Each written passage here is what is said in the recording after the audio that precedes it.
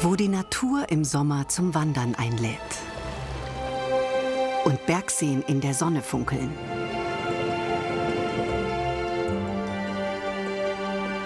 Wo es im Frühjahr einmalige Naturschauspiele zu beobachten gibt und in jeder Hütte kulinarische Entdeckungen locken. Oh, grüezi miteinander. Oh, grüezi. Oh, das ist schön. Danke vielmals. Tipptopp. Dort liegt das Engadin. Ein Schweizer Hochtal, dessen Landschaft sich im Herbst golden färbt und das auch im Winter einen ganz besonderen Zauber entfaltet. Im mondänen St. Moritz genauso wie in abgelegenen Seitentälern.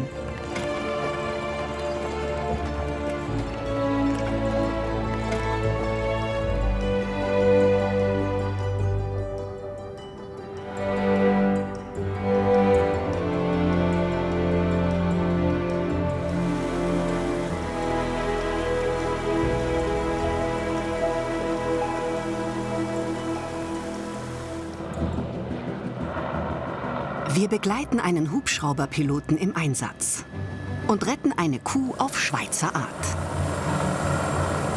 Touristen wundern sich häufig über die Kühe, die da an ihnen vorbeifliegen.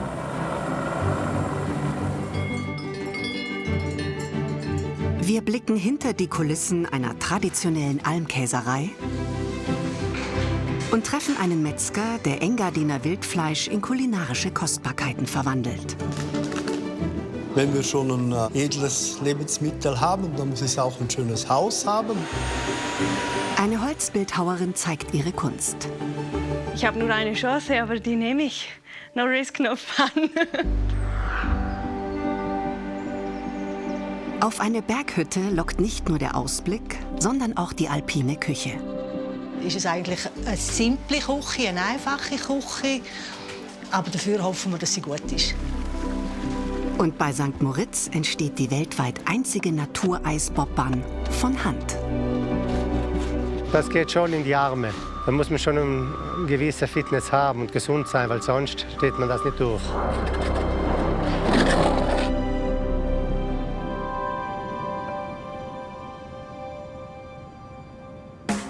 Das Engadin ist ein Hochtal im Südosten der Schweiz, im Kanton Graubünden. Es erstreckt sich über etwa 80 Kilometer entlang des Inn und teilt sich in das Oberengadin mit seiner offenen Seenplatte und das Unterengadin mit tiefen Schluchten und dichten Wäldern. Zu den bekanntesten Orten gehören Schgorl, Zernetz und St. Moritz.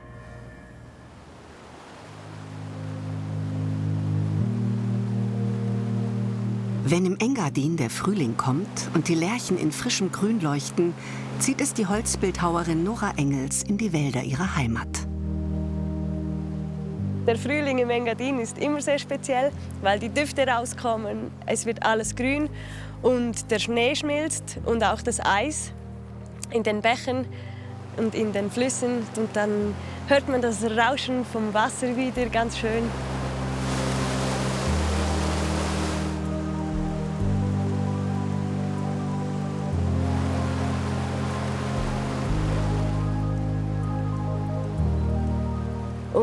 Die Blumen kommen raus und ich finde es einfach, die Farbenpracht so wunderschön. Und wie wir auch erwachen nach dem Winter, erwacht die Natur auch. Mit dabei auf Noras Streifzügen ihre Kettensäge. Das ist mein Baby, das habe ich immer dabei, weil man weiß ja nie, wenn irgendwo ein schönes Stück Holz, was ich gerne mitnehmen möchte, gesagt werden muss. Und deshalb habe ich sie immer dabei. Die Holzschnitzerin ist heute auf der Suche nach alten Wurzeln und besonders geformten Stämmen, aus denen sie Skulpturen macht. Oh, der ist geil.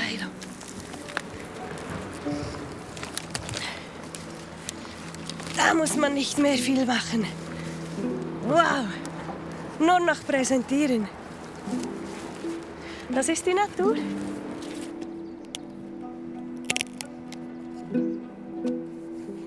Cool, die nehme ich mit. Für mich hat das Holz auch eine Seele und hat ihre eigene Sprache und das zu lesen und dem zuzuhören, finde ich einfach schön.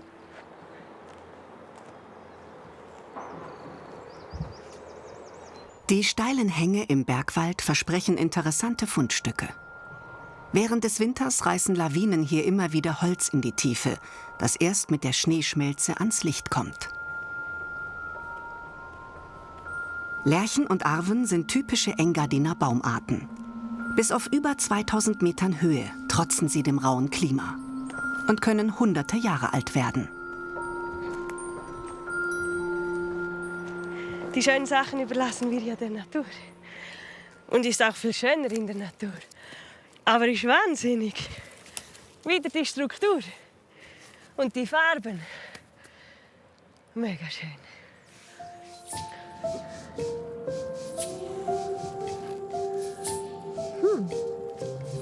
Nicht schlecht.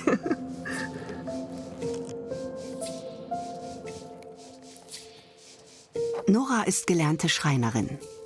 2020 hat sie sich selbstständig gemacht, um ihre Kreativität ganz zu entfalten. Heute lebt sie von ihrer Kunst. Dieses Stück ist jetzt ziemlich wild, aber ich nehme das gerne als Challenge, um da etwas Ruhiges rauszuholen, etwas Schwungvolles und die Struktur, die da unten versteckt ist, so richtig zum Vorschein zu holen.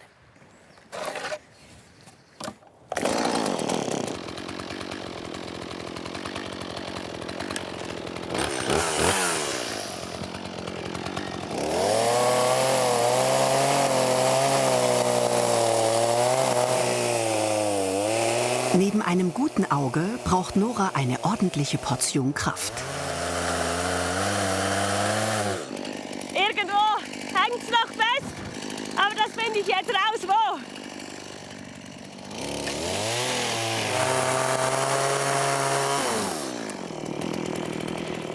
Oh, das riecht so fein.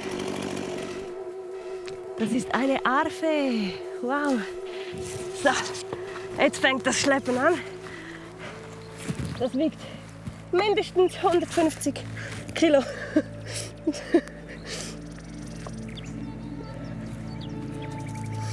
Nora darf das Totholz hier nur mitnehmen, weil sie vom Waldbesitzer eine Erlaubnis hat. Ja, da ist noch eins. Oh, hopp. So, wie nehme ich jetzt? Ah, das hat ja extra hier ein Loch. Das ist wie eine Ladyhandtasche. Einfach für die Ladies im Wald. Und dann hat das Teil ja auch noch gute Griffe. So. Und dann passt in diese Hand noch die Motorsäge. Ja, das schaffe ich bis runter.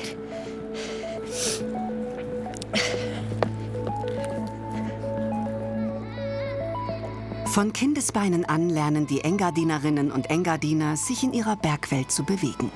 Auch schwer bepackt. Nur für die letzte Etappe steht schon Noras Pickup bereit. So, finito lavoro.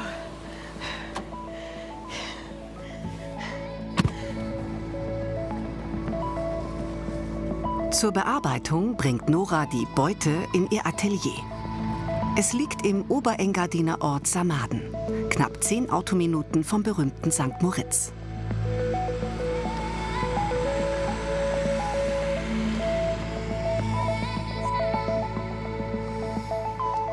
Das Holz lässt Nora oft einige Wochen liegen. So können die Ideen in ihr reifen, bevor sie es in ein Kunstwerk verwandelt. Cool, da freue ich mich drauf. Aber ich denke, es braucht noch ein bisschen seine Zeit. Es muss noch ein bisschen wirken zuerst.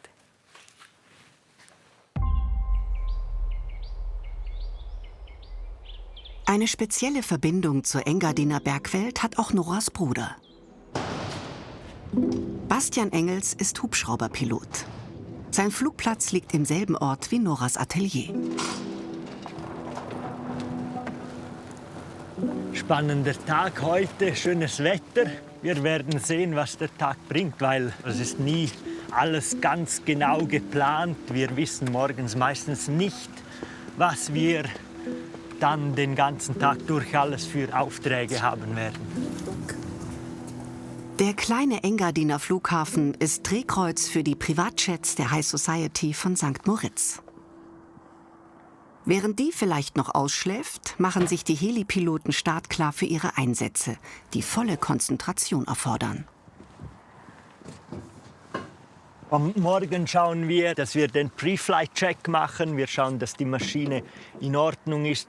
Wir machen unsere Kerosinplanung und dass wir alles Material dabei haben für die nächsten Aufträge, die wir dann zu fliegen haben werden.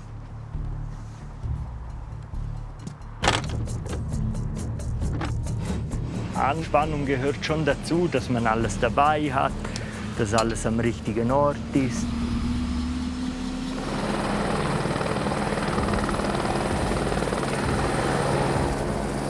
Schon als Junge träumte Bastian davon, Pilot zu werden, wenn er die Hubschrauber über den Bergen beobachtete. Das Faszinierende am Fliegen finde ich, dass man als Mensch so das Bindeglied zwischen dieser komplexen Technik und der Natur ist. Das ist schon was Schönes. Und dann hier natürlich ist es einfach am schönsten im Engadin. Es ist eines der schönsten Täler, denke ich, in den Alpen.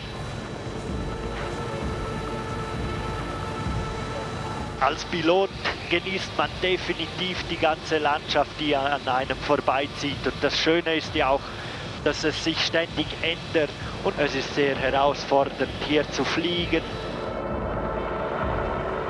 Die erste Mission des Tages geht zu einem fast 3000 Meter hohen Gipfel.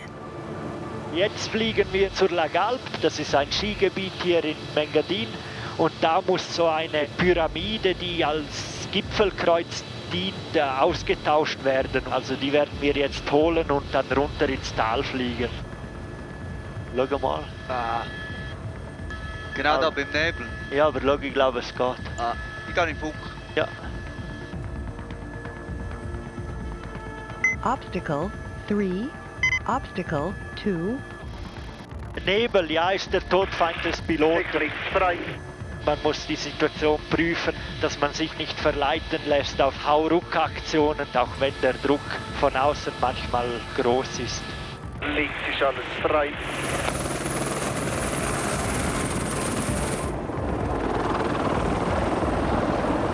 Mit an Bord ist immer mindestens ein Flughelfer, der den Piloten bei seinen Einsätzen unterstützt.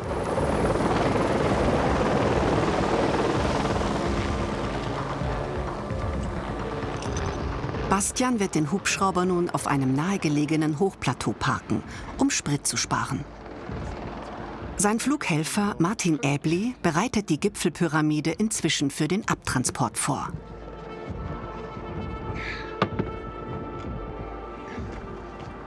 Muss ich da den Befestigungspunkt kontrollieren, dass der hält.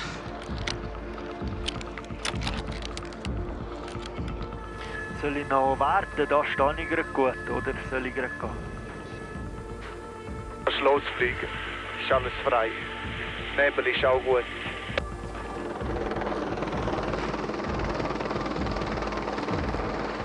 Da muss ich sicher Acht darauf geben, dass gut angeschlagen ist, dass es sicher gut hält. Weil so ein Flug bis ins Tal ist relativ wild. Und das dreht und fliegt herum und da muss es einfach gut halten. Sogenannte Unterlastflüge, bei denen das Transportgut am Seil unter dem Hubschrauber hängt, gehören zu Bastians anspruchsvollsten Einsätzen. Es ist wirklich so, wenn man im Flugbetrieb ist, muss man schon auch konzentriert sein. Aber es gibt so Momente wie jetzt, wo die Rotation länger ist, bis er wieder kommt. Und dann gibt es Zeit, mal um sich zu sehen und einfach mal genießen. Der Blick auf den Bernina Pass und das Bernina Massiv ist spektakulär.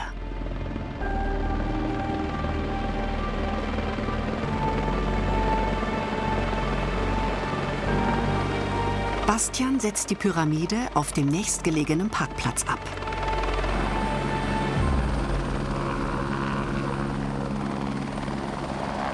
Dann nimmt er den Flughelfer wieder am Gipfel mit und die beiden drehen ausnahmsweise eine Extrarunde über das Bernina Massiv. Auch Touristen und Touristinnen können solch spektakuläre Aussichtsflüge buchen. Ja, die Landschaft hier ist einfach grandios und mir bedeutet es alles, hier zu sein. Ich bin selber auch begeisterter Bergsportler, also bewege mich nicht nur über den Bergen, sondern auch auf den Bergen zu Fuß, ist schon das Maximum. Einfach das Maß aller Dinge.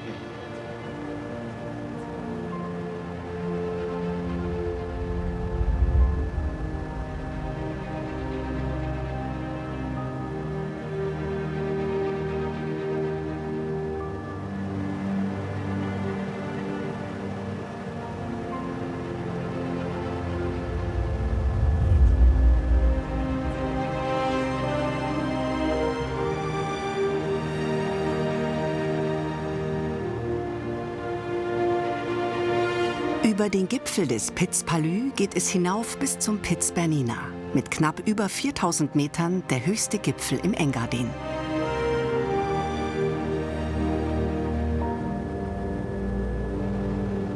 Dabei umrundet Bastian den unter Alpinisten berühmten Bianco-Grat. Jetzt sind wir oben, 4048 Meter. Voll cool, oder? Geil. Brutal geil. Geil.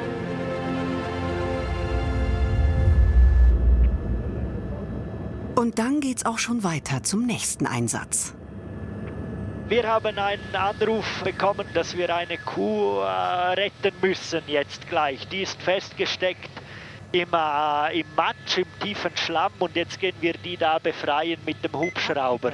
Während der Alpsaison ist das sehr häufig, also können ein paar Einsätze pro Tag sein, definitiv. Tote und auch lebendige Kühe. Was auf Sommergäste wie ein außergewöhnliches Spektakel wirken mag, gehört für Engadiner Helipiloten wie Bastian zum Alltag. Die Kühe der ganzen Schweiz kommen in die Alpen zum Übersommern, die machen hier quasi Ferien. Leider versteigen die sich dann halt doch auch häufig, verletzen sich und da helfen wir dann halt. Und dann ist es natürlich eine delikate Sache. Wir wollen ja die Tiere nicht verletzen. Wir müssen sie behutsam aus ihrer Lage herausziehen, also mit der Leistung des Hubschraubers schön langsam umgehen und dann auch nicht zu schnell fliegen, sodass der Stress nicht allzu groß wird für das Tier. Die Kuh wurde von einem Tierarzt zuvor sediert und wird nun vorsorglich zur weiteren Untersuchung ins Tal gebracht. Touristen wundern sich häufig über die Kühe, die da an ihnen vorbeifliegen. Schon bald wird die fliegende Kuh zu ihrer Herde zurückkehren und sich auf einer Engadiner Hochalm an würzigen Bergkräutern und Gräsern laben. Von Anfang Juli bis Ende September dauert die Sommersaison auf den meisten Almen. Die frische Milch wird auf vielen Almen zu Käse verarbeitet oder in nahegelegene Käsereien gebracht. Zum Beispiel in die Morteratsch-Schaukäserei. Sie liegt unterhalb des Morteratsch-Gletschers nahe des Ortes Pontresina. Hier können sich Wanderer und Feinschmeckerinnen in den Sommermonaten eine zünftige Brotzeit schmecken lassen und miterleben, wie Käse auf ganz traditionelle Art hergestellt wird. Jeden Morgen zündet Konrad Schmidt das Holzfeuer an. Wir käsen wie in alter Zeit. Also das ist schon ein bisschen Nostalgie noch. Es ginge einfacher.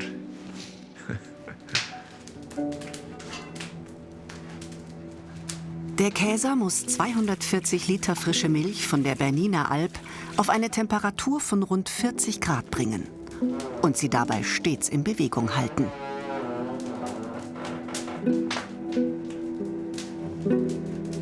Das ist jetzt der Brecher, mit dem rühre ich.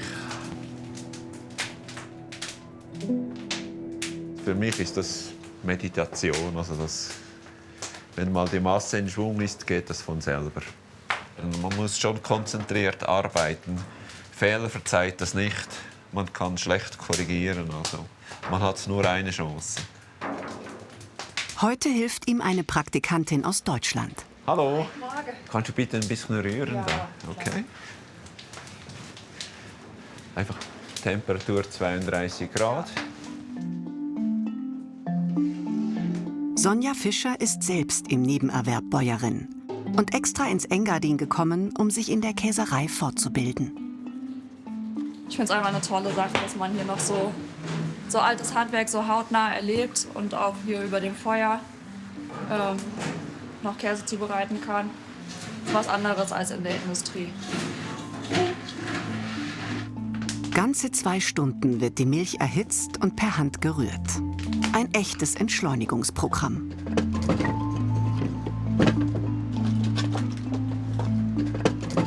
Wir haben genug Holz hier.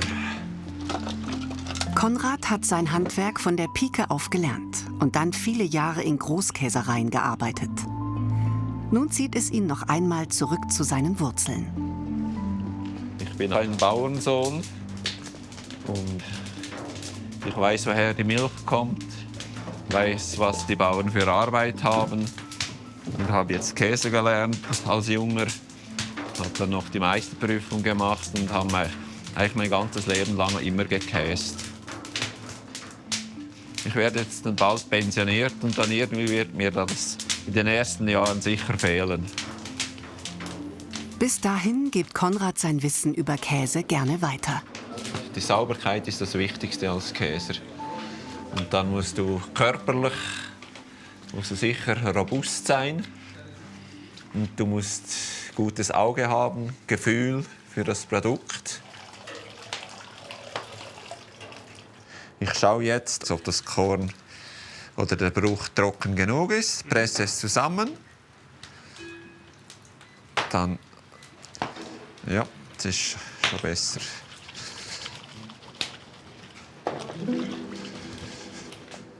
Wenn sich die Milch verfestigt hat, schöpfen Konrad und seine Praktikantin die Rohkäsemasse aus dem Kessel.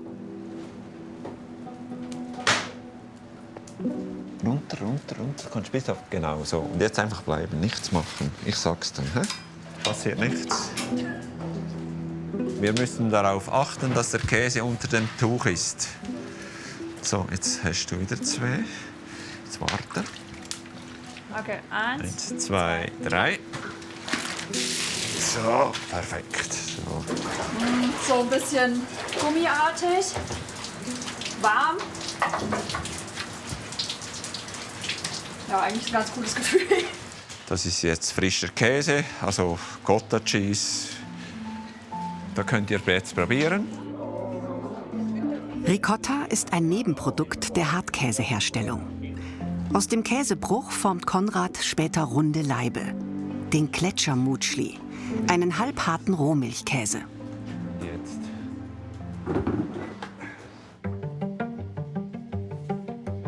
In der Küche der Schaukäserei entstehen derweil gemischte Brotzeitplatten. Darauf ist Platz für verschiedenste Engadiner Schmankerl und natürlich jede Menge Käse.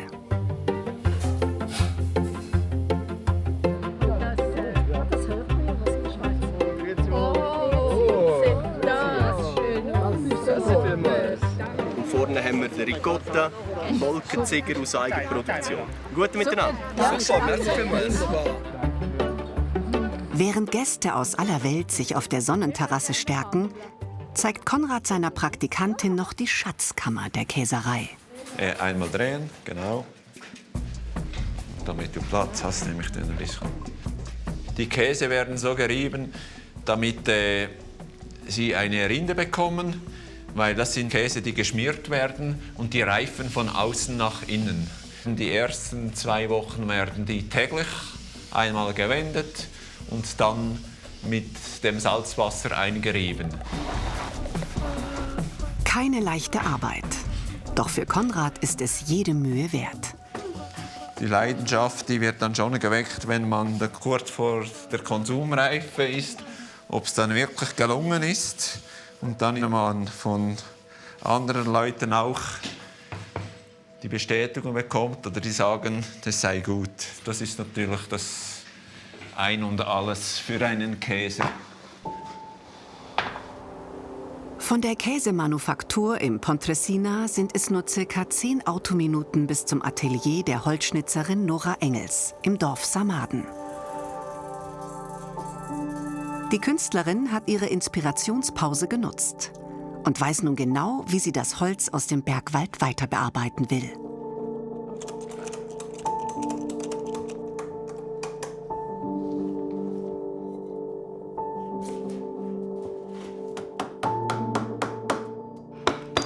Das liebe ich, wenn die Farbe rauskommt.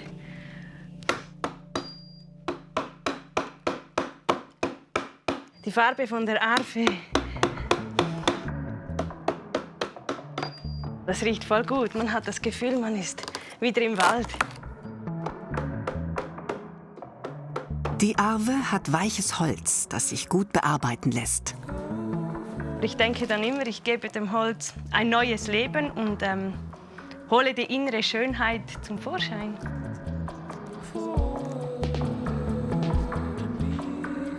Ich denke, ich fände es noch schön, wenn ich da eine schöne Linie reinbringen kann. Ich habe nur eine Chance, aber die nehme ich. No risk, no fun.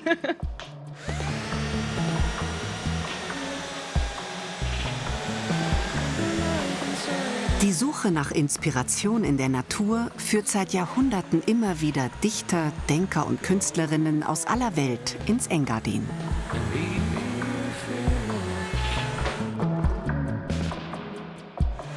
Die Mischung aus kreativer Weltoffenheit und rustikaler Bodenständigkeit macht den Charme dieser Gegend aus. Und hat auch Noras Lebensweg bestimmt.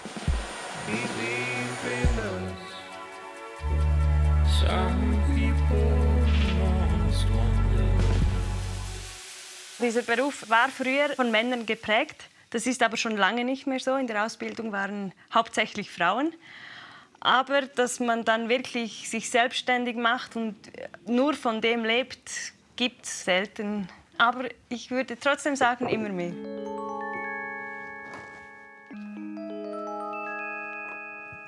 Die Engadinerin fertigt neben Auftragsarbeiten am liebsten ihre eigenen Entwürfe.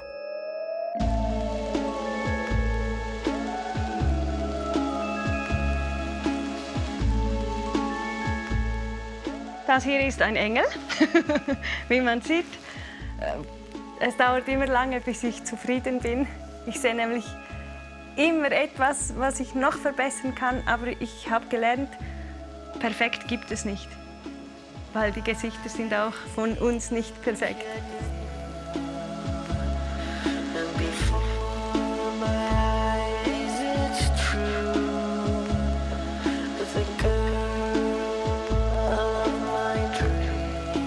Nach der Atelierarbeit kümmert sich Nora um das Marketing und setzt ein paar ihrer Stücke in Szene. Die Stühle sind je nach Holzart und Bearbeitungszeit für je rund 10.000 Franken zu haben. Das ist meine neueste Kollektion, die Stühle. Sie sehen aus wie Leder, aber es ist echtes Lindenholz und sind aber trotzdem bequem. Das ist jetzt gerade mega schön mit dem Piz mit Steam Hintergrund, der Berg von St. Moritz und den Blumen und den Wolken. Perfekt.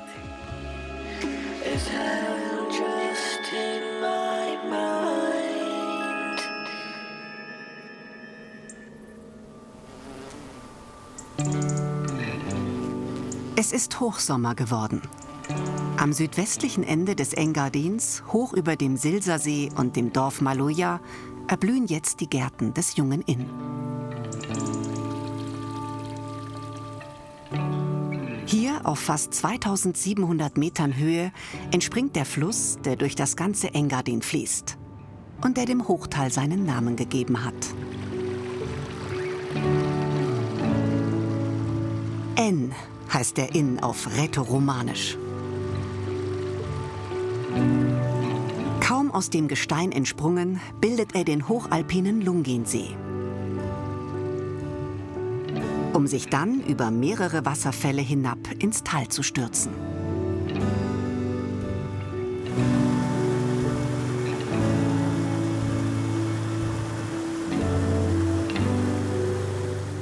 Dort speist der junge Inn den Silsersee.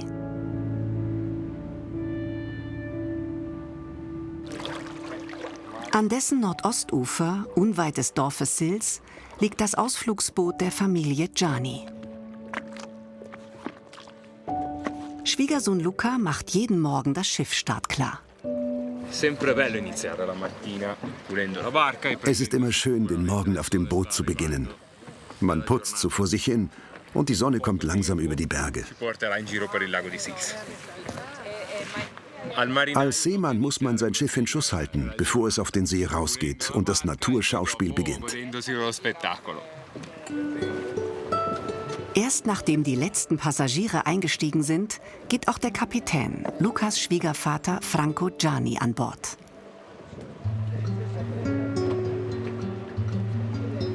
Das Unternehmen ist seit 3 Generationen in Familienhand. Und so soll es bleiben. Denn bald will der über 80-jährige Franco das Steuer an seinen Schwiegersohn Luca übergeben.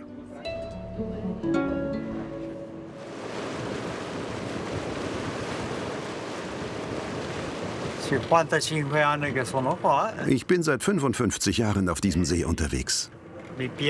Mir gefällt es.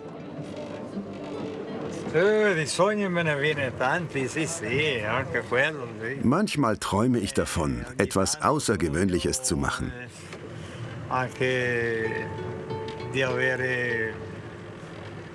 Aber am Ende des Tages fahre ich dann doch immer wieder von Sils Maria nach Maloja und wieder zurück.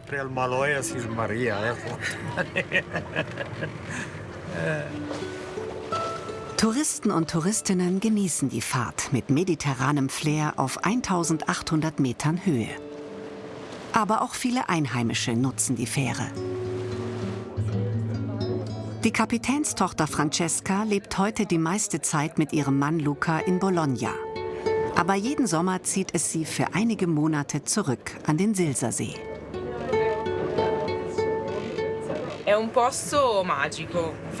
Es ist ein magischer Ort. Ich erinnere mich noch daran, wie meine Eltern mir als Kind von Sils erzählten, von einem großen Philosophen namens Nietzsche, der hier einige Zeit gelebt hat. Sie sprachen von ihm wie von einem Zauberer, der aus diesem Ort Energie schöpfte. Und ich habe diese Energie auch immer ein wenig gespürt. Dann war ich einige Jahre nicht mehr hier. Aber Luca hat mich am Ende davon überzeugt, diesem Ort eine neue Chance zu geben.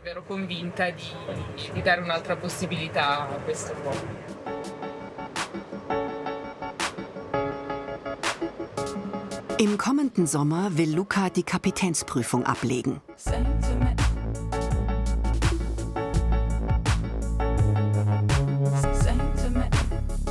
Besonders in den Sommermonaten wehen die legendären Maloja-Winde beinahe jeden Tag konstant über die Oberengadiner Seen bis nach St. Moritz. Sie machen das kristallklare Wasser zum Traumziel für Kite- und Windsurfer aus ganz Europa.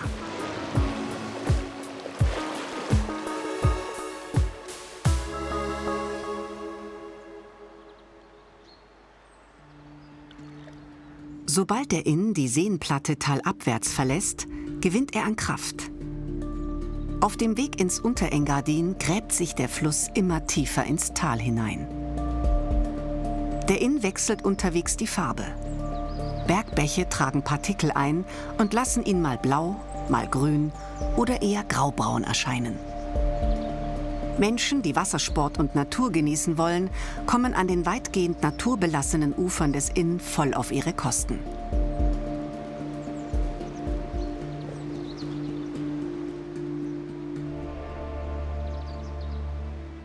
Ganz im Osten des Engadins liegt der Schweizerische Nationalpark auf einer Fläche von etwa 170 Quadratkilometern.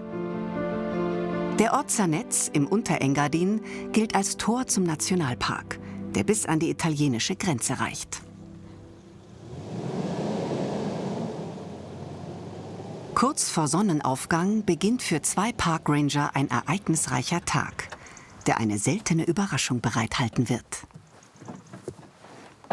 Heute machen wir eine Huftierzählung im Gebiet La Schera da oben. Für das müssen wir da hochsteigen. Und dann sehen wir auf der anderen Seite die Tiere. Man muss so früh unterwegs sein, weil sonst sind die Tiere nicht mehr sichtbar. Jetzt bei diesen Temperaturen ist es so, dass sie schnell irgendwo in Schatten liegen. Die Blumen sind heute ganz schön. Man sieht richtig den Frühling. Es hat Mehlprimel, die im Frühling früh blühen.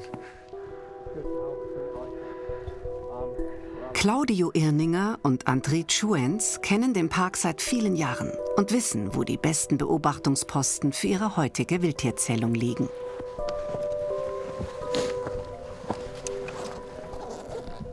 Wir haben eine gewisse Erwartung.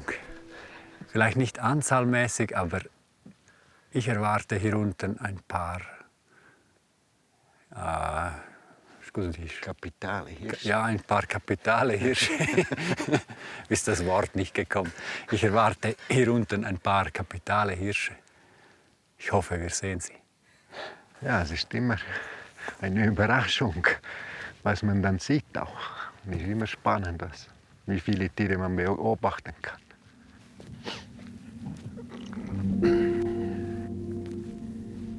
Ich sehe da unten schon welche. Rotwild, einige Stück, 5, 6, 7, 8, 9.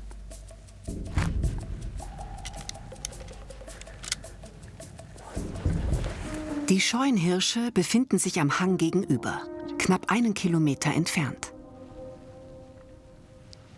Auf der Kante sehen wir diese kapitalen Hirsche da drüben. Jetzt kommen sie gerade auf den Hügel hoch da. Una Corona, Una duas Corona. Das Geweih ist jetzt momentan ja noch im Aufbau, also das heißt, die sind noch nicht fertig ausgebildet.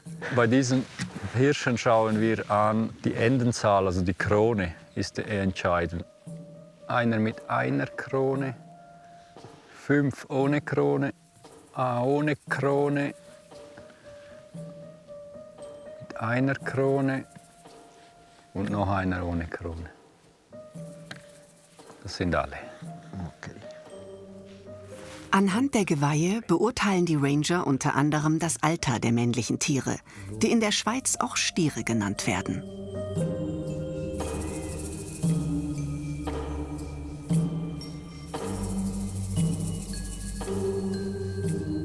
Plötzlich werden die Hirsche nervös. Es ist ein bisschen Unruhe vorhanden. Sie sind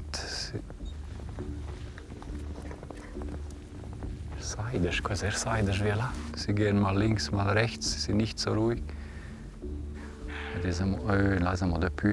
Noch ahnen die Ranger nicht, was die Tiere bewegt. Seit einigen Jahren sorgen Wölfe für Unruhe im Nationalpark. Ja, auf diesem Hügel siehst du sie von Augen. Sie zwingen die Hirsche immer wieder, neue Plätze zu suchen.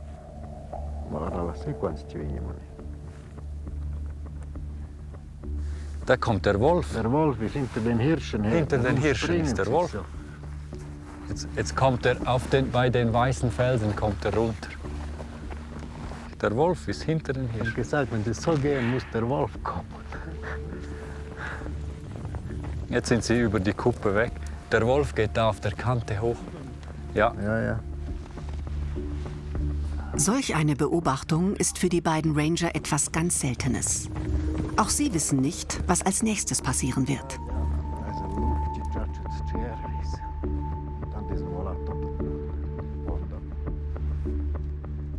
Momentan stehen sie da, der Wolf Jetzt geht's geht ihnen nach, aber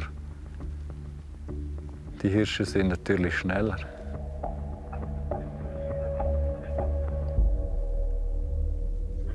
Jetzt wird es ganz spannend. Mal schauen, was er macht. Vor allem, wie die Hirsche reagieren, ist interessant. Und jetzt sehe ich ihn da unten. Er kommt auf die Höhe der Waldgrenze und die Hirsche sind alle weg. Ja, unten sind noch ein paar Hirsche da. Für uns die Zählung ist natürlich so viel schwieriger oder fast unmöglich. Weil die Tiere sind im Wald und jetzt hätten wir eine gute Übersicht. Ich habe den Wolf ein paar Mal schon beobachtet, aber jetzt so, wie er Hirsche jagt, habe ich noch nie gesehen.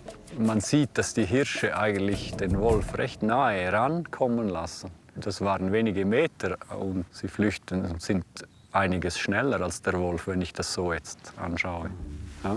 Ja, ja. Wenn er nicht überraschend angreifen kann, denke ich, hat er keine Chance. Jetzt kommen sie wieder zurück. Die Hirsche sind dem Wolf heute entkommen, aber auch andere Gefahren lauern.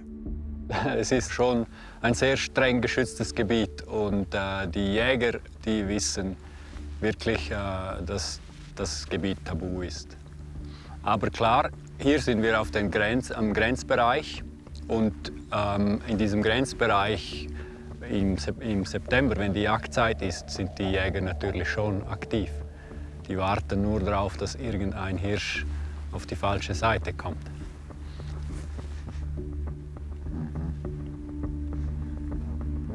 Das sind starke Stiere. Man sieht richtig das rote, leuchtende Fell in der Sonne. Ja, sehr toll, das ist immer schön. Wenn man fasziniert ist von diesem Rotwild, dann ist hier diese Zählung an diesem Punkt eine spezielle Zählung. Weil wir erwarteten kapitale Hirsche, wir erwarteten Hirsche und wir haben sie auch gesehen. Genau.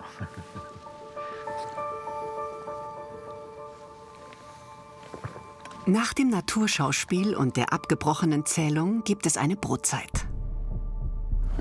Sandwich und Quellwasser. In unserem Büro. Steinbockwurst. Und ich mache alle 10 Jahre darf man auf die Steinbockjagd gehen. Im letzten Jahr durfte ich gehen. Und darum habe ich jetzt Steinbockselsitz. Man vergisst dann manchmal eben auch noch Brot zu essen. Genau. Morgen vergisst man das Brot einzupacken. Nur 2, 3 Salsitz, das reicht. Ja, ja. Ranger und Jäger sein, das ist hier kein Widerspruch. Der Respekt vor der Natur und die Faszination für die Tiere motivieren Claudio und Andri jeden Tag bei der Arbeit. Um Tiere und Pflanzen bestmöglich zu schützen, darf man die markierten Wege beim Wandern nicht verlassen. Aber es gibt auch so mehr als genug zu entdecken.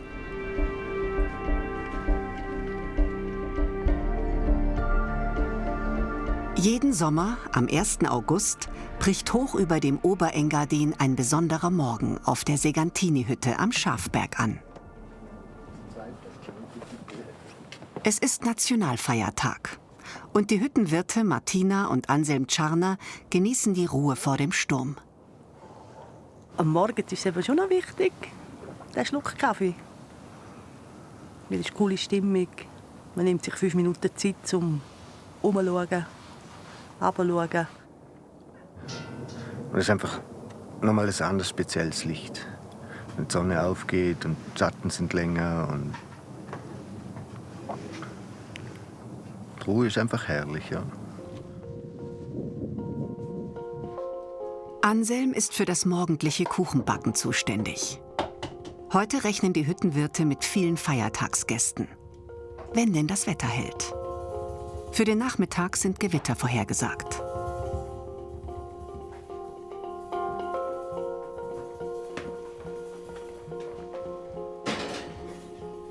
Neben den täglich frisch gemachten Kuchen ist die Segantini-Hütte vor allem für ein traditionelles Engadiner Gericht bekannt: die hausgemachte Gerstensuppe.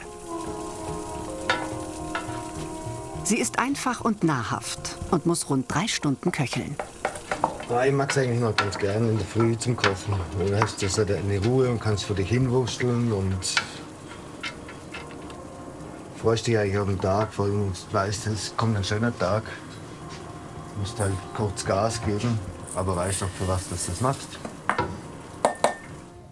Dieses Jahr ist der 10. Sommer, wo wir die Segantini-Hütte bewirten dürfen.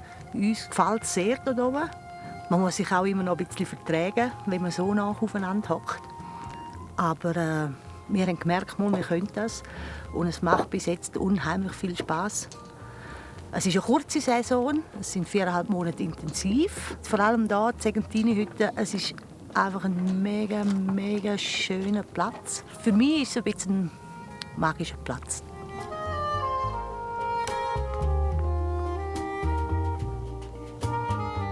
Am Nationalfeiertag ist natürlich Tradition, dass man nochmal die Hütte extra schmückt, nochmal schön macht, rausputzt.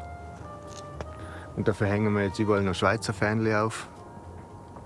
Girlande und sonst was. Ja, ich glaube, das kommt recht cool.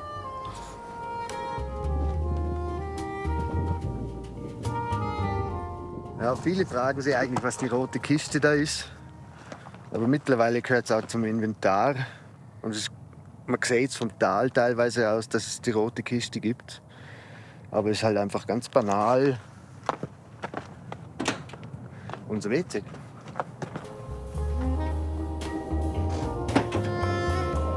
Wer die rote Toilette auf rund 2700 Metern Höhe ausprobieren möchte, sollte schon trittsicher sein und ein wenig Kondition mitbringen. Es ist jetzt nicht eine Hütte, wo man 3-4 Stunden Zustieg hat, sondern wo wirklich ein Tagesausflugsziel ist, relativ gut erschlossen, aber doch so, dass die Leute selber rauflaufen müssen. Und das finde ich super schön, weil bis dort oben sind, ist schon ganz viel überschüssige Energie oder zum Teil auch Frust auf dem Weg liegen geblieben und verdampft. Und von dem her ist es eben ein friedlicher Platz und die meisten sind super happy mit dem Panorama. Und das macht es natürlich viel angenehmer zum Arbeiten, wenn die Leute schon mal sich am Tag durch austoben können. Rechtzeitig zum Mittag wird auch die Gerstensuppe fertig. Neben dem Getreide gehören Zwiebeln, Lauch, Karotten und Speck zum Rezept. Dazu etwas Rahm und Kräuter fürs Auge. So, zweimal Gerstensuppe. Ha? Anzi, einen guten Miteinander. Die perfekte Bergmahlzeit. Einmal Spiegelei Speck, Käse plus 2 Käse und ein Formaggini.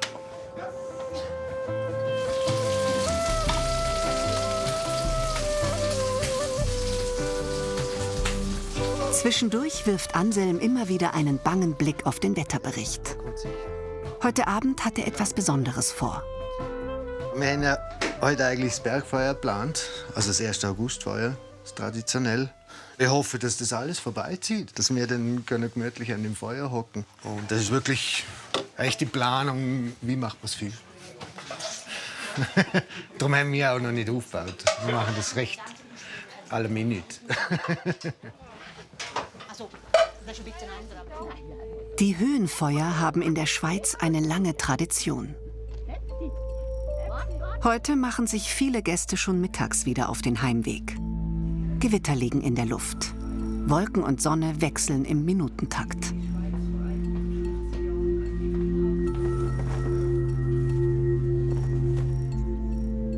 Die Segantini-Hütte bietet keine Übernachtungsmöglichkeit für Gäste. So haben Martina, Anselm und ihr Personal den Abend für sich allein.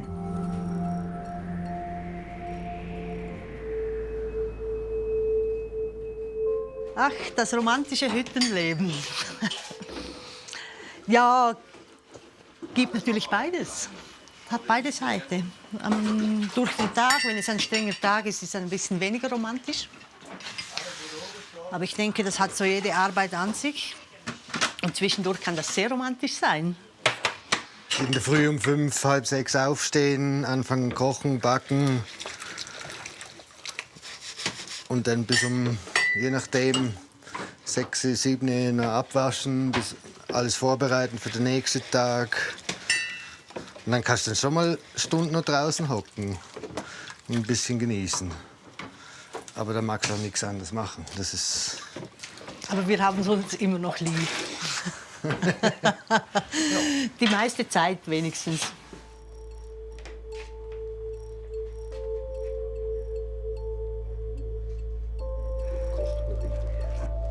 Die hausgemachten Kuchen können sich die verbliebenen Gäste bei schlechtem Wetter auch drinnen schmecken lassen. Und dabei dem Namensgeber der Segantini-Hütte gedenken.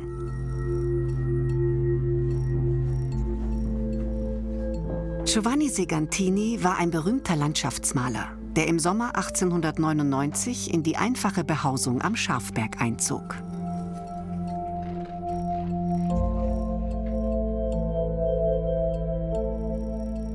Seine berühmtesten Werke lassen sich bis heute im Segantini-Museum in St. Moritz bewundern.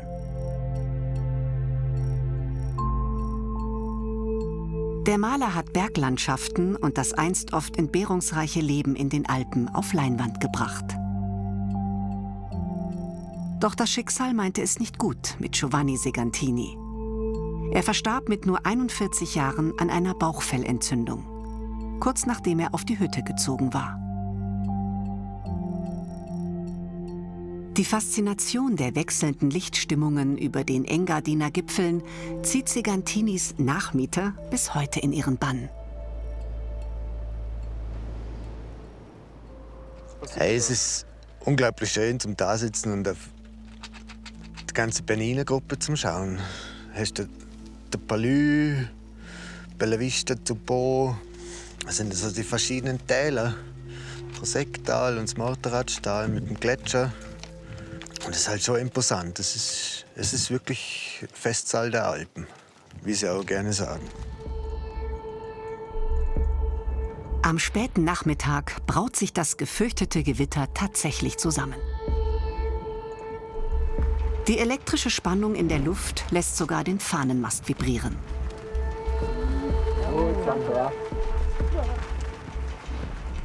Auch jetzt fängt er an zu singen, der Fahnenmast.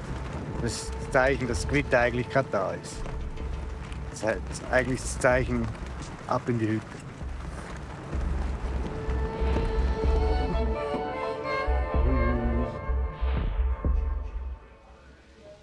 Ja, grundsätzlich haben wir eigentlich gute Blitzableiter an der Hütte. Es kann gleich sein, dass es einmal einschlägt. Dann ist halt schon nicht wirklich angenehm. Wir haben es Gott sei Dank erst einmal gehabt. Wenn das Gewitter kommt, man sollte einfach schauen, dass man nicht auf dem Berg ist. Vor allen Dingen nicht auf hohen Punkten, wo du ausgesetzt bist. Es wird einfach gefährlich. Das ist eine massive Gewalt, was da herrscht.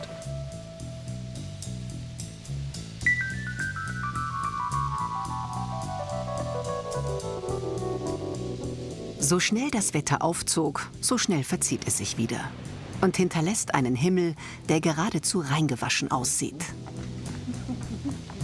Riders on the storm. Riders on the storm. Ideale Bedingungen für das Bergfeuer zum Nationalfeiertag. Into this world we're thrown. Like a dog with Jetzt kann Anselm den Feuerhaufen aufschichten, direkt unterhalb der Segantini-Hütte. there's a killer on the road. Unser Höhenfeuer dieses Jahr, das erste Augustfeuer, besteht eigentlich aus dem Altholz von unserem alten Unterstand, den es im Winter verdrückt hat. Und ja, bevor wir es runterfliegen, nehmen wir es als Höhenfeuer her. Stipptupp. Zum besonderen Ereignis sind extra ein paar Freunde von Anselm und Martina aus dem Tal aufgestiegen. Auch an den umliegenden Hängen brennen jetzt die ersten Feuer, während die letzten Sonnenstrahlen über dem Biancograt wandern.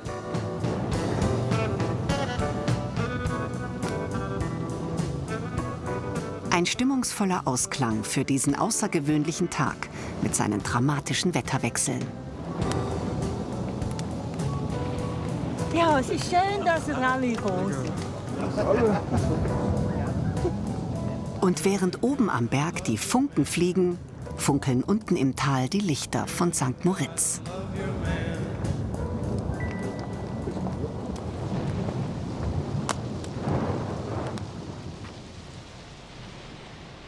Etwa 60 Kilometer inabwärts im Unterengadin liegt ein besonders malerisches Dorf, oben auf einem sonnigen Plateau. In Send finden sich noch viele der berühmten alten Bauernhäuser, die typisch für das Engadin sind. Dicke Mauern aus kalkverputztem Naturstein sind das äußere Merkmal der Engadiner Bauernhäuser. Oft verziert mit sogenannten Sgraffito-Ornamenten, die in die Wände gekratzt wurden. Hinter den kleinen Fenstern der Häuser lebten einst Mensch und Vieh zusammen und trotzten den harten Wintern. Der Architekt Dury Vital war auf der ganzen Welt unterwegs. Aber hier ist seine Heimat. Es war einfach sehr schön, als Kind da in diesem Dorf aufzuwachsen, in diesen engen Gassen spielen. Und mit der Zeit hat man dann erst gemerkt, was das für einmalige Häuser da sind. Es hat eine gute Energie zwischen diesen dicken Mauern.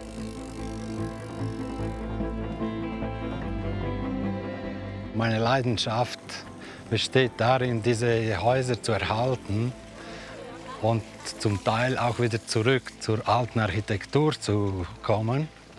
Und ich hoffe, dass ich noch ein paar von diesen Häusern retten kann. Heute besucht Dury ein Objekt, das er gerade restaurieren lässt. Die haben damals diese Häuser einfach nach gesundem Menschenverstand gebaut und nach ihren Bedürfnissen als Bauern. Große Eingänge, riesige Hallen, wo sie mit dem Heuwagen durchgefahren sind, in den Heustall. Wenn man die heutzutage statisch berechnet, würden die schon längstens nicht mehr da sein.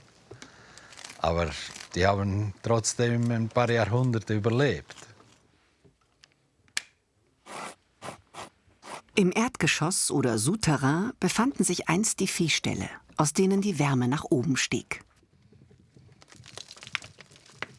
Das sind diese typischen Engadiner Hausmauern, meterdick, 400 Jahre alt und eigentlich noch total gesund. Also, wenn man weiß, was da für eine Geschichte dahinter steckt. Also jahrhundertelang, was die da alles schon gesehen und erlebt haben, ist schon verrückt. Nachdem die Holzhütten der Bergbauern im 16. Jahrhundert immer wieder Feuern zum Opfer gefallen waren, entstand der massive Baustil. Die Mauern wurden mit Kalk, Sand und Steine gebaut und natürlich Holz aus der Region. Und das waren die einzigen Materialien, die sie hatten. Und deshalb ist auch alles so stimmig, weil es ist nicht so ein Durcheinander von verschiedenen Materialien.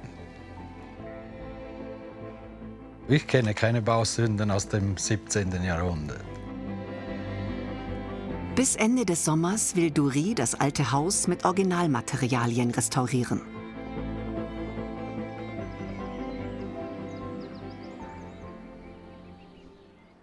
Auch im nahegelegenen Zernetz pflegt ein Engadiner die Tradition und interpretiert sie neu. Ludwig Hatteke ist Metzger in 3. Generation und bekannt für seine schicken Ladengeschäfte. Wenn wir schon ein edles Lebensmittel haben, dann muss es auch ein schönes Haus haben. Und bei uns sind sie sehr schlicht und puristisch, geprägt durch unser Tal. Das ist auch puristisch so, karg vielleicht auch ein bisschen.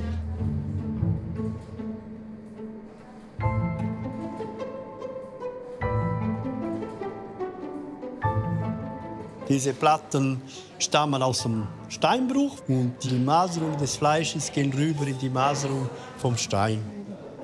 So. Ludwig ist ein Ästhet, der seine Fleischwaren wie Designerstücke in einer edlen Boutique präsentiert. Bündner Trockenfleisch ist seine Spezialität. Und der Chef lässt es sich nicht nehmen, immer wieder selbst hinter der Theke zu stehen und seine Kundschaft von nah und fern zu bedienen. Ach, 46 Franken, dann tue ich noch eine kleine Salsitz rein. So. Danke vielmals.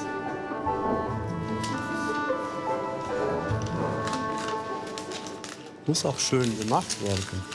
Ist was Wertvolles drin.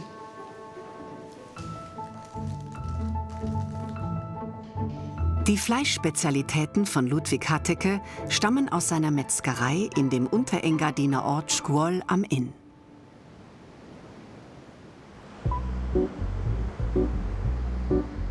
Ludwigs Urgroßvater war einst aus Norddeutschland in die Schweiz gekommen. Sein Motto heute: Reduzierung auf das Wesentliche. Auch sein Bündner Trockenfleisch wird nur sparsam gesalzen und gewürzt. Das machen wir also sehr vorsichtig, eben mit Wacholderbeeren, Lorbeerblätter. Den feinen Geschmack des Fleisches akzentuieren, nicht überdecken. Darum geht es ihm bei seiner kulinarischen Kunst.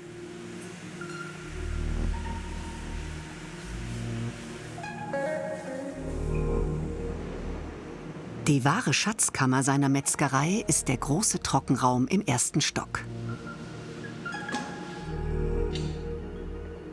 Hier reift das Trockenfleisch neben anderen Spezialitäten. Das ist Ciarnceccia da Cervi, Hirschtrockenfleisch. Und die hängen ungefähr 3 Wochen bis 1 Monat, sind natürlich lange noch nicht trocken. Und den weißen Schimmel, wo man da sieht, ist ein Edelschimmel, penicillinhaltig. Wenn es weiß ist, sagt das aus, dass es dem Stück sehr gut geht, dass die Luftfeuchtigkeit stimmt. Wenn es zu feucht wird, ist der Edelschimmel unförmig, grau. Unsere Nase, Gaumen, Augen spüren das sofort. Und dann muss man noch mal von vorne anfangen. Perfektionismus und hochwertige Rohstoffe aus der Region sind die wichtigsten Zutaten.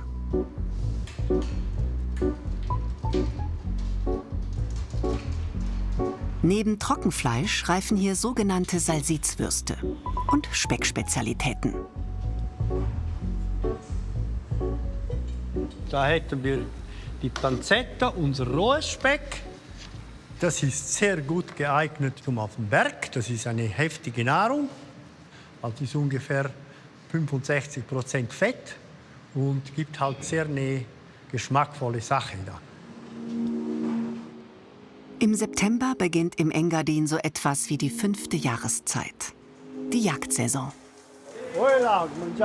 Manch Einheimischer nimmt jetzt den Jahresurlaub, um Hirsch, Gams und Reh zu jagen. Viele von ihnen bringen die erlegten Tiere in Hattekes Metzgerei.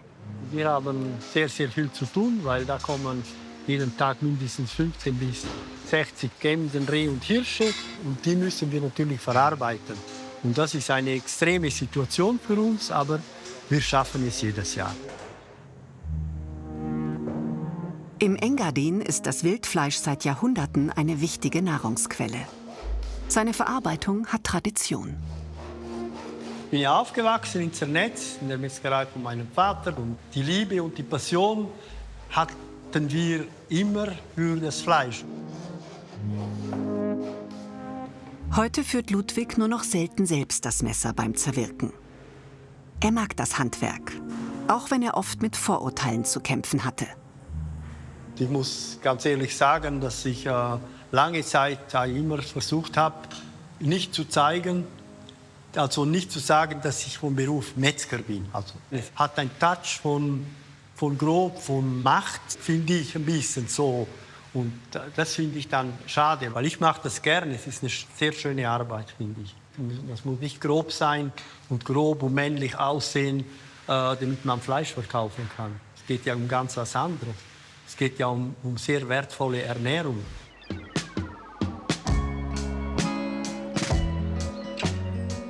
Wir Engadiner, wir sind ja Bergmenschen und andererseits ist der Engadiner auch ein weltoffener Mensch, weil das ein Durchgangstal war und weil sehr viele Engadiner in den letzten paar 100 Jahren auswandern mussten, um ihr Geld zu verdienen und eigentlich wieder zurückgekommen sind.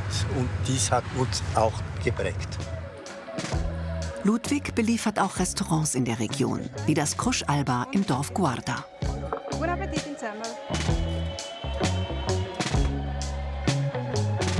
Heute hat er frisches Hirschentrecôte für die Wirtsleute dabei.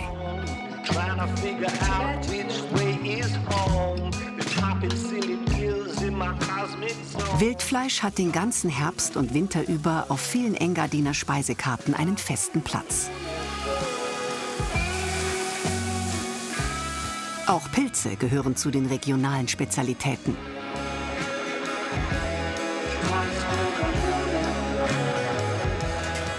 Ebenso wie Wildbratwürste mit Kartoffelrösti.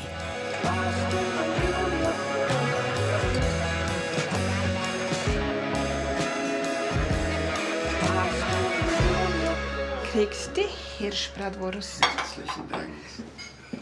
Ein Hirschentrecôte. Grazie, Picciu. Buon Appetit. Grazie. 4 Metzgereifilialen betreibt Ludwig Hatteke im Engadin. Irgendwann einmal wird er sie an seinen Sohn übergeben. Seine eigene Zukunftsplanung ist fast so trocken wie das Bündnerfleisch in seiner Auslage. Wenn ich 80 bin, dann höre ich vielleicht nicht mehr so gut, passe auch nicht mehr gut so rein. Dann verschwinde ich nach hinten in die Wursterei, wo wir wursten, und hänge da Würste auf, bis ich dann halt keine Würste mehr aufhänge. Wenn Ende September der Herbst Einzug hält, beginnt das Engadin zu glühen. Die Nadeln der Lärchen färben sich goldgelb. Die klare Luft gibt der Bergwelt besonders scharfe Konturen.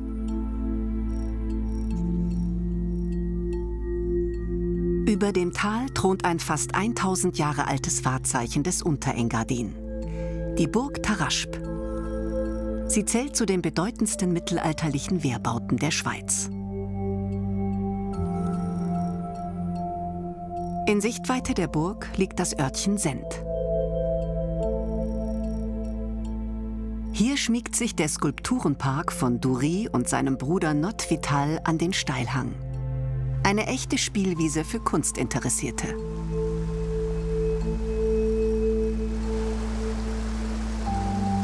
Die nach dem Senter Wappentier benannte Eselsbrücke verlangt ihrem Erbauer, dem Architekten Dury Vital, so einiges ab.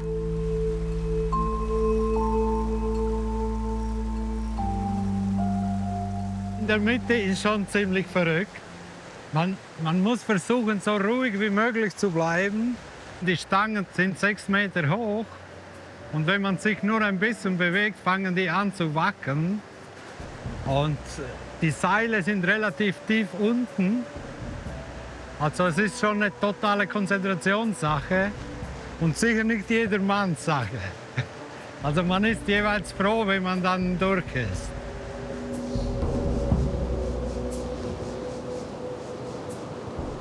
Es waren schon solche, die wollten in der Mitte zurück. Dann ist es aber ganz vorbei.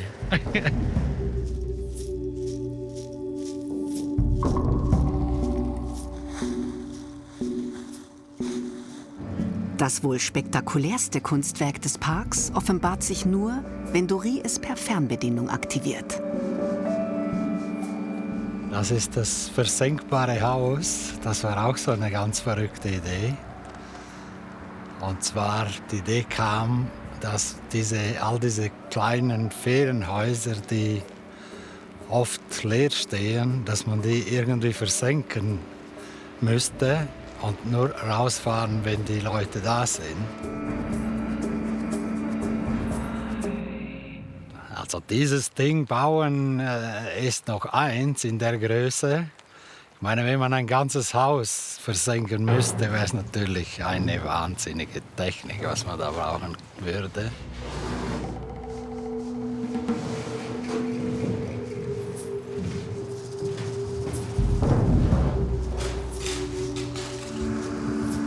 Und weil man echte Häuser nun mal nicht saisonal verschwinden lassen kann, will der Architekt die historischen Bauwerke seiner Heimat möglichst originalgetreu erhalten.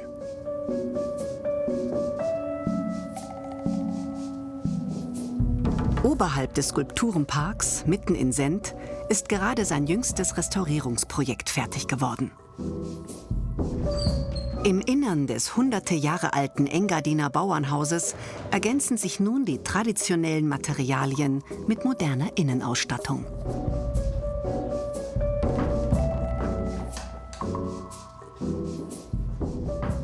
Das ist so diese typische Engadinenstube mit Arvenholz. Da wurde ein neuer Arvenholzboden reingemacht, passend zu den Wänden. Da hinten sieht man so einen Erker. Das ist auch typisch in diesen Stuben. Und das war deswegen gemacht, damit man den Blick auf beiden Seiten hatte. Sozusagen der Fernseher von damals. So zum Sehen, was da draußen abgeht. Und das war früher der einzige Raum, der eigentlich beheizt wurde. Und zwar durch diesen Ofen, der von der Küche her eingefeuert wurde. Und da hinten geht so eine Treppe hoch. Da sind die dann am Abend dann ins Schlafzimmer hoch, durch diese Klappe da oben. Vor allem die Frauen gingen da hoch, haben sich da oben ausgezogen auf dem Ofen und sind danach durch die Luke ins Schlafzimmer hoch. Und die blieb dann offen, damit die Wärme dann hochstieg.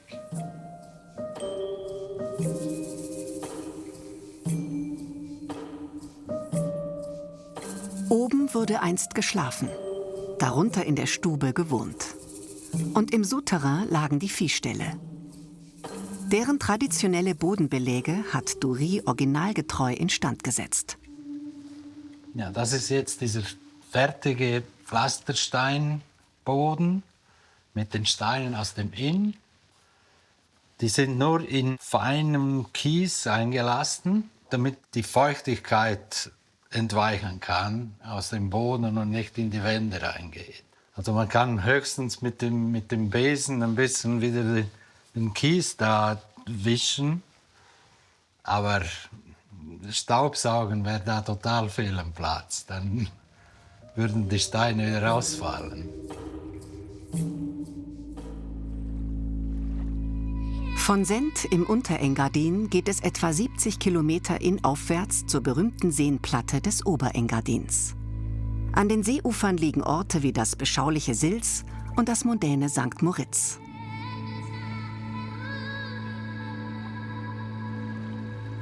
Im November sinken die Temperaturen meist schon unter den Gefrierpunkt. Jetzt beginnt die Natur im Oberengadin allmählich ihren Winterschlaf. Der erste Schnee lässt auf 1800 Metern nun nicht mehr lange auf sich warten.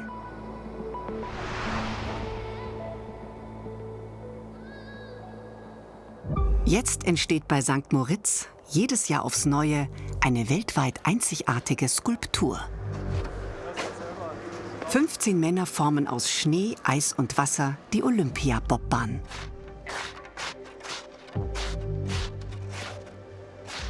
Einer der erfahrensten Eisarbeiter ist Paul Weithaler.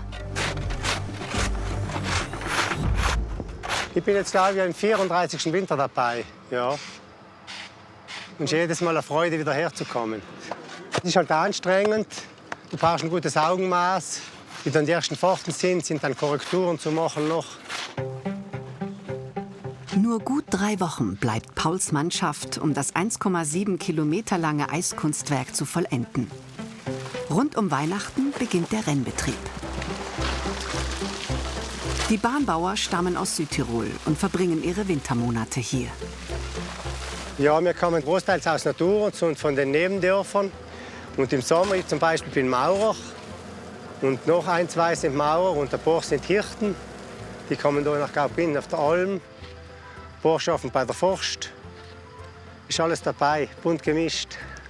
Aber es ist halt so, die am längsten da sind, am meisten Erfahrung haben, die mal das Sagen und das Wissen. Nicht? Es wird den ganzen Tag geschaufelt oder geschnitten und das geht schon in die Arme. Da muss man schon eine gewisse Fitness haben und gesund sein, weil sonst steht man das nicht durch. Aber nicht nur in den Armen müssen es die Männer haben. In ihren Notizbüchern überliefern sie die Baupläne seit Generationen. So pfeift das nicht. Das war 47, alles dran gewesen. Was ist das, der 650?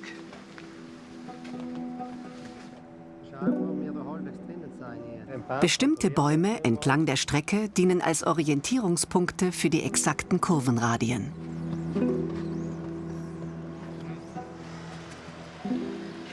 Passt genau, 4,95.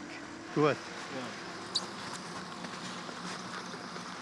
Alles Augenmaß und ein paar Messpunkte.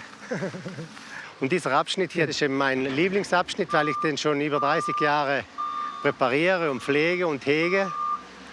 Und da fühlt man sich dann eben irgendwann so ein bisschen heimisch. Und wenn man dann so lange auf diesem Abschnitt ist, dann verliebt man sich ein bisschen in dem. Hoi. Fast jeden Tag schaut ein dreifacher Weltmeister im Skeletonfahren an der entstehenden Bahn vorbei. Hallo. Hallo, zufrieden?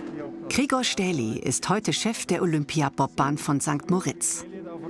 Er weiß ganz genau, worauf es den Sportsleuten ankommt. Für mich immer noch wichtig, dass ich die Bahn so etwa 15 Mal pro Saison befahre, damit ich die Bahn auch von innen her kenne, damit ich mit den Athleten sprechen kann, damit ich die Bahn kenne in Sachen Schlüsselstellen. Das kann von Saison zu Saison natürlich ein bisschen unterschiedlich sein, weil wir sie eben von Hand bauen. Das macht es für die Athleten dann auch spannend, um die neue Bahn kennenzulernen. Und deshalb ist es ganz wichtig, dass wir da die Profis haben, die das im Kopf haben, die das im Auge haben, sodass die Bahn eigentlich schon 80% für den Schlitten macht. Und dann der Athlet nur noch 20% optimieren muss, sozusagen.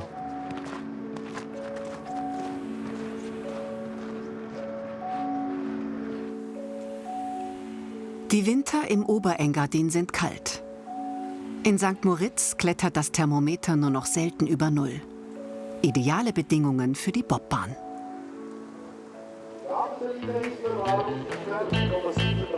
Und dann ist es endlich soweit. Die Bobbahn geht in Betrieb.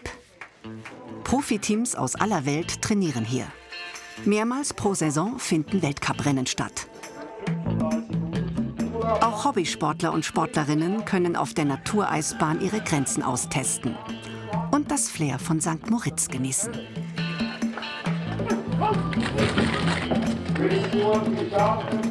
Bereits zweimal wurden hier Olympische Winterspiele ausgetragen.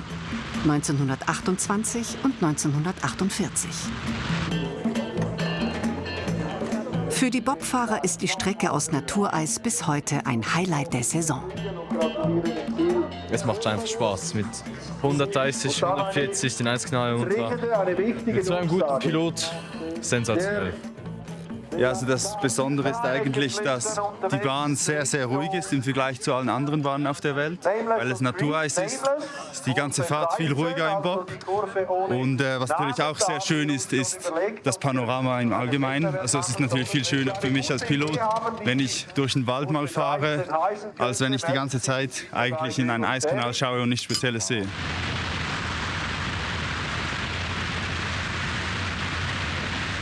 Ja, das ist einfach cool. Mit 130, das ist wie Formel 1. Das ist wie Formel 1 einfach auf dem 1. 44 Hundertstel, das kann nicht reichen. Nicht nur internationale Profis können den Rausch der Geschwindigkeit erleben. Auch als Laie kann man eine Fahrt buchen. Besonders rasant wirken legendäre Kurven wie die Horseshoe oder der Devil's Dyke aus Perspektive der Skeletonpiloten. Bobbahnbauer Paul Weithaler bleibt den ganzen Winter an der Bahn und pflegt täglich seine Lieblingskurven. Ja, es macht schon Freude, jetzt zu sehen, dass die Bahn gut geht. Der hatte da jetzt einen Speed von 110 circa. Wir hatten Glück mit dem Wetter. Es war auch nie wirklich zu warm. Wir konnten gut vereisen und gut matschen. Und derzeit haben wir Weltcup-Training und sie läuft echt sehr, sehr gut. Während die Bobs durch den Eiskanal rasen, beginnt in St. Moritz das Schaulaufen. Das einstige Bauerndorf hat sich im Laufe des vergangenen Jahrhunderts zu einem Hotspot für Wohlhabende aus aller Welt gewandelt.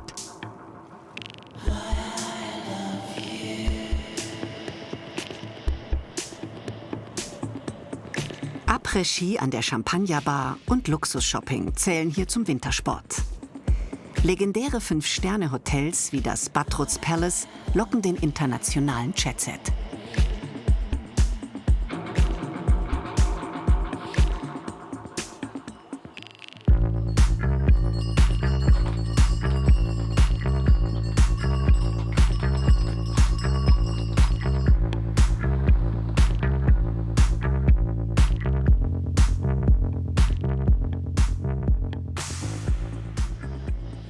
Wenn man im Oberengadin morgens aus dem Fenster blickt, kann es sein, dass sich die Landschaft über Nacht in eine weiße Wunderwelt verwandelt hat.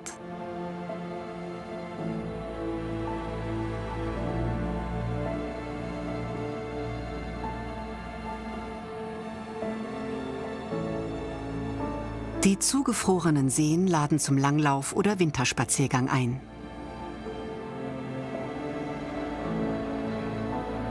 Und im Bernina Express lässt sich eine Fahrt durch die weiße Bergwelt unternehmen.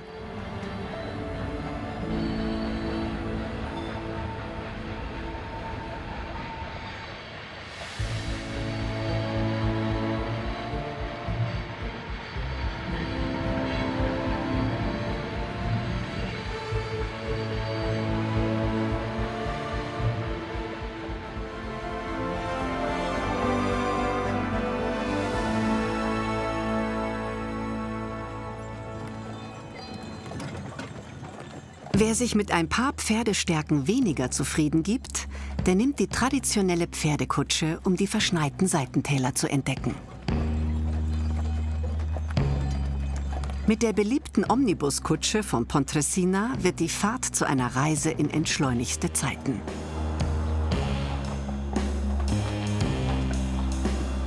Dank der fleißigen Kaltblutpferde von Werner Wohlend und seines Teams. Horitzli! Hola! Hey, Grüezi! Werner, den hier alle nur den Woli nennen, beginnt jeden Morgen mit einem Ritual. Ganz voller Stroh. Komm! Morgenmuffel, doch, ja. Hat's auch. Wie bei uns auch. Das ist normal. Ja gut, jetzt machen wir Morgentraining. Das ist jedes Pferd ganz bestimmt aufgewärmt und im Training ist. Woli und seine Mitarbeiterin Jessica beobachten alle 50 Pferde ganz genau. Jeden Morgen entscheiden sie aufs Neue, welche Tiere fit für den heutigen Kutschendienst sind und welche eine kleine Pause brauchen.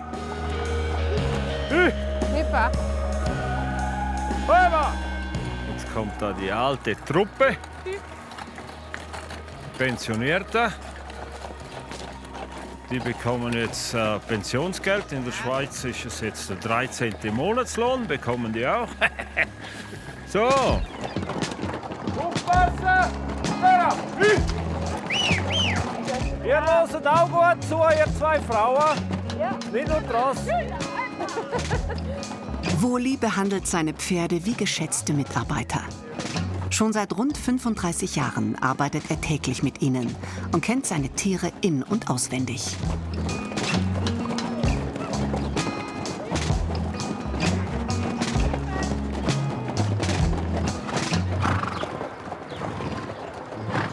Das Abschnauben, das ist so, wie wir auch, das Ausschnaufen. Ja, passt. Das Pferd ist ein ganz spezielles Wesen, extrem feinfühlig. Es spürt, was man denkt. Und das gibt wenig, es gibt schon viele Tiere, aber so intensiv wie ein Pferd erlebe ich das nirgends. Und ich habe Hunde, Schafe, alles tolle Tiere. Aber das Pferd ist da schon was Spezielles.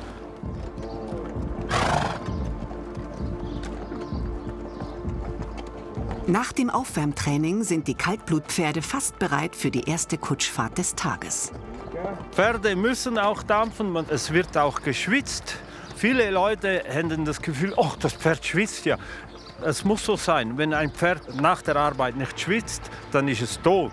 Also lassen wir die Pferde schwitzen, das muss so sein. Sie sind immer draußen, egal was für Temperaturen. Die Wohlfühltemperatur ist unter 0 Grad.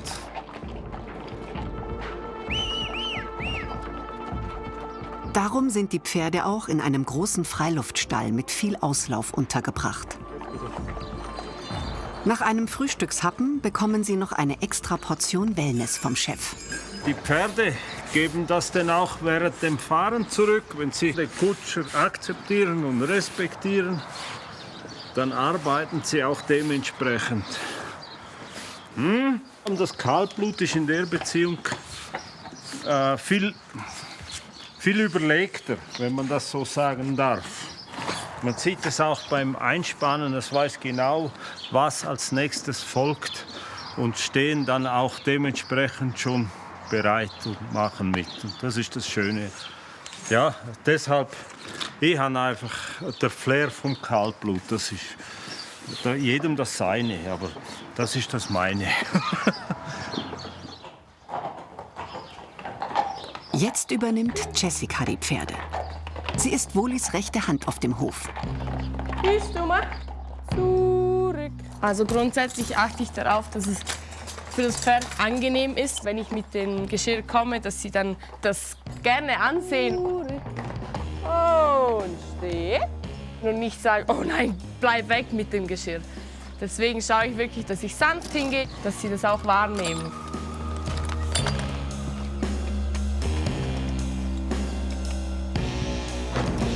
Startpunkt für die täglichen Fahrten ist die Kutschenhaltestelle vor dem Bahnhof von Pontresina. Die Decken oder Überfälle, sagen wir denen, die können die Gäste dann über die Schoß nehmen, über die Beine, weil es ja auch kalt hier ist im Engadin. In der Hauptsaison fährt die Omnibuskutsche 4-mal täglich ins autofreie Val Roseg. Übrigens auch im Sommer. Ich habe schon mein Hobby zum Beruf gemacht, also das ist sicher so. Und für mich ist die Abwechslung hier beim Kutschefahren das totale gemütliche Dahingehen mit den Pferden. Das ist auch für die Gäste das Schöne, dass sie da gemütlich hochfahren können, es ist kein Stress. Und dort oben sieht man gerade 2 Gämse. Ja, die sehe ich, die 2 Gämse. Wie heißen die? Das ist Lisli und Heidi. So. Die Omnibuskutsche ist eine Oberengadiner Institution. Sie ermöglicht den Ausflug ins Val Roseg zu erschwinglichen Preisen. Die Peitsche ist eigentlich dafür da, dass man die Pferde ein bisschen antreibt. Vor allem, wenn halt mal ein Pferd ein bisschen langsamer ist oder eben mal denkt, nee, ich lasse mal die anderen ziehen da, die machen das schon. Aber meistens kommen sie nicht damit durch. So. Bravi, gut.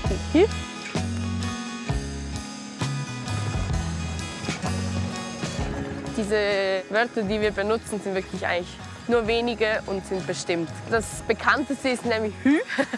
Das kennt wahrscheinlich jeder. Dann für rechts haben wir Hot und für links ist Hüst. Oder Therapie. Meint aufpassen, Therapie. Hoppa, Hü. Ja, gut. Hüp. Richtig. Hot, Hü. Eine gute Stunde dauert die Fahrt durch das wildromantische Val Roseg. Die Bewegung an der frischen Luft scheint bei den Pferden die Verdauung zu fördern. Bravi.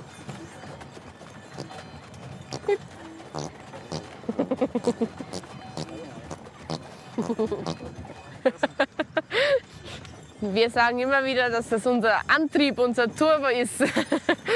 Auch ein bisschen Humor für die Gäste, weil die finden das immer sehr lustig. Da lachen alle immer drüber. Das ist normal. Gewisse Pferde furzen mehr, gewisse weniger. Therapie.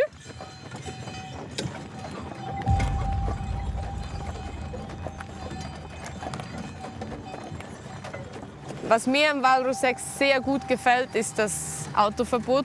Und für mich ist es so wichtig, dass das bleibt mit der Kutsche, weil es nicht mehr so viele Kutschbetriebe gibt, die das so groß führen. Und ich bin auch glücklich darüber, dass ich eine von dieser Personen sein darf, um Kutsche zu fahren. Das Engadin. Ein Schweizer Hochtal, das zu jeder Jahreszeit seinen einzigartigen Zauber entfaltet.